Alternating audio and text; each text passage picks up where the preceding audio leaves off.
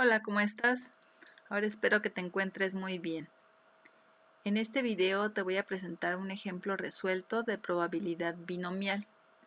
Aquí te voy a explicar qué características tiene la probabilidad binomial, cómo la puedes identificar, las fórmulas que utilizas, qué elementos debes incorporar en las fórmulas y cómo debes de aplicar la fórmula para que no tengas problemas a la hora de calcular. Entonces sabemos que la probabilidad binomial tiene tres características. Una característica es que puedes tener dos posibles resultados. Aquí hablaremos de éxito y de fracaso.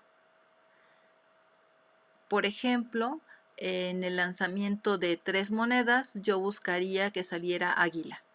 Y entonces para mí el hecho de que salga águila es la probabilidad de éxito. Eso sería P. Y de fracaso pues haría que no saliera águila. ¿Ah? Pero también, por ejemplo, puedes tener el lanzamiento de un dado y ahí podrías pensar que tiene 6 caras diferentes, entonces que no podría ser binomial. Tú la puedes ajustar de alguna manera. Por ejemplo, ¿cuál es la probabilidad de que caiga el número 2 en el dado? Si eso es lo que yo estoy buscando, P sería la probabilidad de que cayera el número 2 y eso sería un sexto. Y entonces el otro posible resultado es que no caiga el número 2 y allí incluye al resto de los valores que pudieran aparecer. Lo vamos a ver entonces con este ejemplo. Otra característica de la distribución de probabilidad binomial es que el valor de esta P, que le vamos a llamar así, que es la probabilidad de éxito, es constante y así se mantendrá siempre, ¿no? Constante. Hablaremos de otra parte que integra a la fórmula, como aquí lo podemos ver, que es Q, y esa Q es la probabilidad de fracaso. Y esta pues la podrás calcular como 1 menos P. Otra característica de la distribución de probabilidades es que son eventos independientes y que los puedes repetir muchísimas veces, ¿no? Y ese número de veces que lo repitas lo vas a representar por la letra N y será el número de intentos o de ensayos. Entonces, básicamente ya te hablé de esta fórmula que estás viendo tú aquí en el video. Y X es la variable aleatoria discreta. Discreta, recuerda que es porque puedes contar. Puede tomar valores, esta variable puede ir de 0 a n.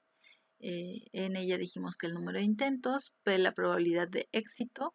Recuerda que en la fórmula debes de utilizarla no como porcentaje, sino como en su forma decimal, es decir, de 0 a 1 como máximo. Y la probabilidad de fracaso pues es el complemento. Vamos a ver con un ejemplo que dice lo siguiente. En los pinos integrantes de un inmenso bosque, un 20% se encuentra afectado por un hongo parásito. Si se seleccionan al azar 4 pinos, construye la tabla y gráfica de distribución de probabilidad para encontrar pinos afectados por el hongo. Entonces, primero partimos de, ya identificamos que es binomial, porque me habla pues de éxito y fracaso, y éxito va a ser encontrar, desafortunadamente, encontrar un pino que esté afectado por el hongo. Lo que yo vaya a buscar, eso es lo que me va a indicar la probabilidad de éxito, P. Y en el enunciado dice que P es 20%, la probabilidad de que encuentre un pino afectado. Quedamos que P lo voy a usar en forma decimal, por lo tanto ese 20% equivale a, al dividirlo entre 100, pues a 0.2, 0.20. Ya tengo P. La probabilidad de fracaso pues es el complemento y sería 80%, o en forma decimal, que es como lo debes de utilizar, sería 0.8 o 0.80, ¿sí? N es el número de intentos ensayos.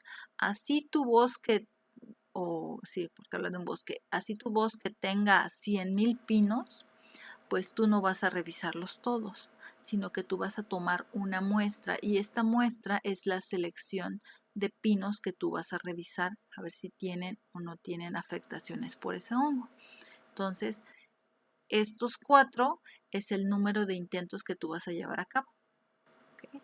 Entonces, básicamente ya identificamos los elementos que van en la fórmula, donde X es la variable, que es encontrar un pino afectado, y sus valores son de 0 a 4. Siempre son los valores que van a tomar X, son de 0 hasta N. En este caso, como N vale 4, pues será de 0 a 4. Y en ella dijimos los intentos. P, la probabilidad de éxito, que es 0.2, y la de fracaso, que es 0.8. Y entonces, lo que queda por hacer es aplicar la fórmula. El valor de N no va a cambiar, el valor de P tampoco, ni el de Q. El único que cambia es X. Entonces, al ir sustituyendo en la fórmula, X quedamos que puede tomar valores entre 0 a 4, es decir, puede ser que X valga 0 o 1 o 2 o 3 o 4, y esos son los cálculos que tendrías que hacer para completar tu tabla y tu gráfica de distribución de probabilidad. Como te la piden completa la gráfica y completa la tabla, quiere decir que vas a sustituir todos los posibles valores de X. Y así te das a la tarea. Entonces, cuando X vale 0, intentos 4, combinación 0. ¿Sí? Es decir, de cuántas maneras puedes tomar 0 de 4. Por, aquí va a ser multiplicación, P que vale 0.2 elevado a la X que es 0, por Q que vale 0.8 elevado a la N menos X que sería 4 menos 0. Y así te la pasas sustituyendo ahora para cuando X vale 1 y observa que lo que está cambiando es la X nada más. N permanece constante, P también, Q también y lo único que está cambiando es el valor de X. Así vas a sustituir todos hasta que tengas el valor último de X, que sería el de 4. ¿Okay? Yo le había puesto .20, pero en realidad puede ser como .2 y .8 para el otro. Estos son los resultados que tú vas a obtener en la calculadora. ¿Sí? Si tienes dudas en estos resultados, cómo se obtienen en la calculadora, te invito a ver en el siguiente video de la lista de producción. Ahí te los estoy explicando con la calculadora para que vayas viendo en caso de que tuvieras alguna duda con esta parte. Bien, y entonces esta sería la tabla de distribución de probabilidad binomial, donde tengo todos los posibles valores de X y sus respectivas probabilidades que le corresponden a cada valor. Y esta sería la gráfica. En la gráfica de distribución, pues al ser siempre gráfica, normalmente estas gráficas son en dos ejes. En el eje de las X son todos los valores de X, en este caso 0, 1, 2, 3 y 4. La haces una gráfica de barras, donde para cada valor de X, pues corresponde una barra, y en el eje de las Y irían los valores de probabilidad. En este caso observamos que la probabilidad más alta es de 0.4, aquí por azares del destino, bueno, tienen el mismo valor y entonces por eso estas dos primeras barras son las más altas, porque es los valores más altos y además tienen la misma altura, ¿no? 0.4. Aquí lo que le faltó a mi gráfica es la escala del eje de las Y, pero sí debería de aparecer marcado 0.1, 0.2, 0.3, 0.4, ¿sí? De tal manera que .15, que es cuando X vale 2, pues sí, está un poquito abajo de la mitad. Si acá hasta arriba es .4, por aquí la mitad estaría .2 y este está un poquito más abajo, entonces sí, .15, ¿sí? Pero pues es para dar nada más una idea de cómo queda la tabla, la gráfica. Y estos ejercicios normalmente van acompañados de alguna otra pregunta aparte de toda la tabla y la gráfica, que es como la manera de interpretar tu información.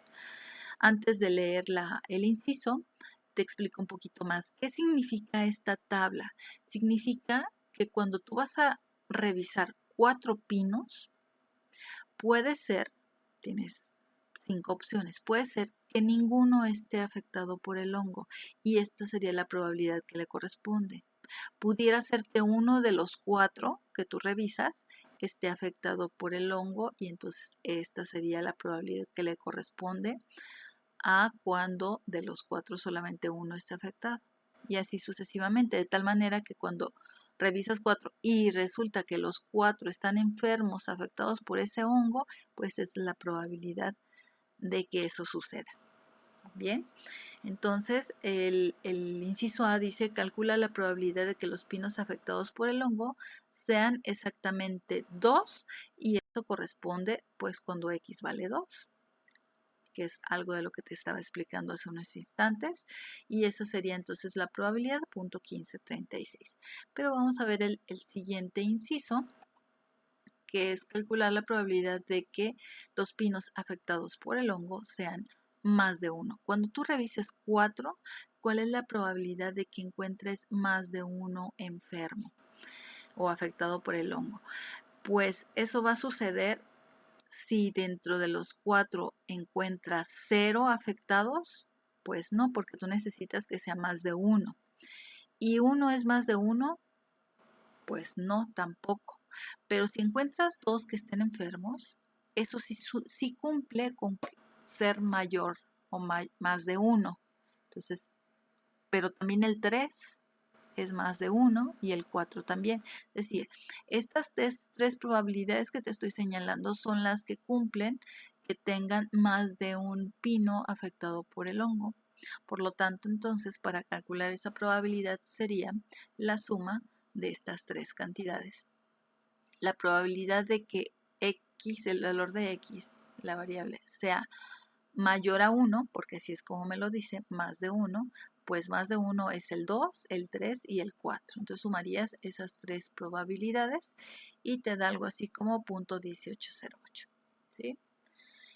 Algo más quiero ver en este ejemplo y es mencionarte cómo es una probabilidad donde tiene unas características muy especiales y una es que ya dijimos que la tabla, el total de la tabla, la suma te va a dar 100% o en su forma decimal pues te va a dar muy cerca de 1, 0.99, 98, 97 o el 1 dependiendo de los decimales, ¿eh?, que estés utilizando o que salgan.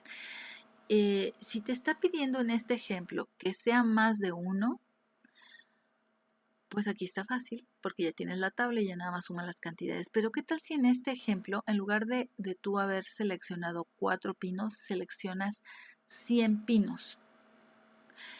Pues a lo mejor si te piden la tabla, pues sí te tendrías que aventar bastantes operaciones.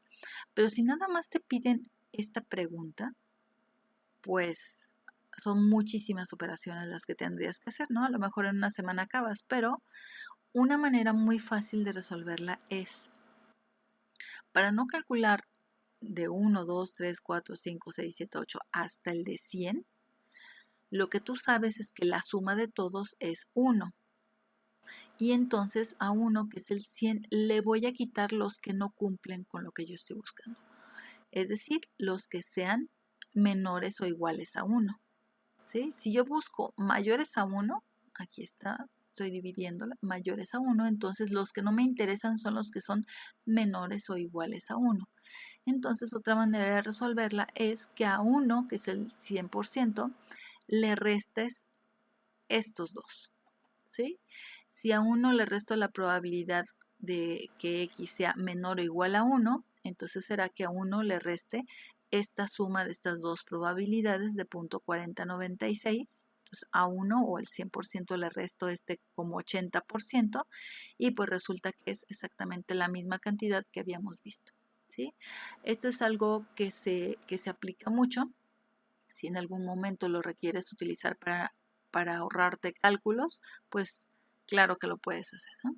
Entonces espero que te sea fácil de entender este video y que te sirva claro. La invitación sería pues a que practiques como siempre, trata de entender la razón de ser de las fórmulas, de los elementos que la integran y practica con tu calculadora. Yo te aseguro que que con eso, con la práctica y con el entendimiento, seguramente lo podrás lograr muy bien. Cuídate mucho, nos vemos en el siguiente video.